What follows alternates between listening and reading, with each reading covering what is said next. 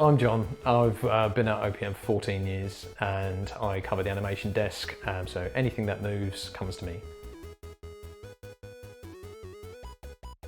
Your main software tools you want to be practicing with on a daily basis are Maya, Motion Builder and Unreal Engine, because those are the main tools that will get asked pretty much by every developer, especially if they're working on a realistic game, which the majority are.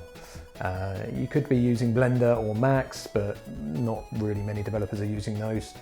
So yeah, you stick to your Maya, Motion Builder and practice Unreal Engine. You're gonna go wrong. The reel is just the most important part of any animator's arsenal, and they should really spend a lot of time making sure that it's the best it can be, comparing it to their colleagues perhaps, or better yet, industry professionals. They may actually be your colleagues as well, but yeah, just making sure that your reel is really as good as it can be. Make sure you don't leave old animations in the reel. It might be, you might think it's a good idea to put in a shot from your uni days, but it's not gonna catch the attention of a professional animation director looking for a world-class animator. So yeah, leave those out.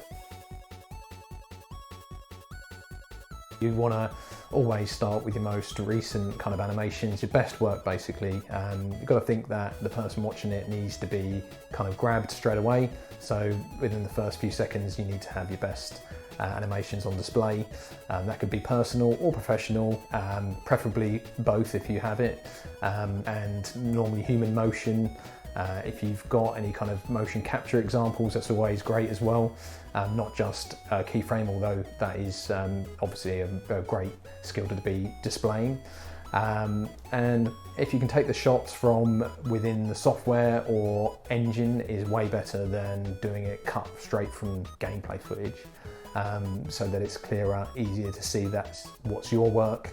And if you have to use gameplay footage, just make sure that you put a note in the video to say what was actually your work. You want to make sure that the reel is somewhat tailored. So if the developer has only ever made realistic human motion games, you want to make sure the animations are realistic in nature. And if it's a more stylized game, you want to focus more on your keyframe techniques, something a bit more funny, a bit more maybe casual, but just bear in mind that most developers are looking for something from a realistic side point of view. So putting loads of stylized work, which may be more enjoyable to do and more fun, isn't going to really grab the attention of a developer that's working on just realistic games. So yeah, it's good to have a mix if you can in your reel, but just try to stay away from too much of the stylized nature, just because you'll limit your options.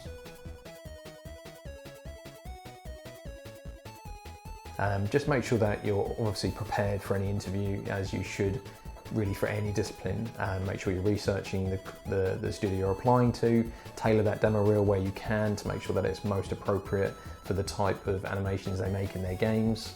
And research your interviewers. If you've got the names of them, check them out on LinkedIn and just get a bit of history on maybe where they've been in their career. It's something that you can maybe bring up in the interview even at a good moment, and that will stand you out.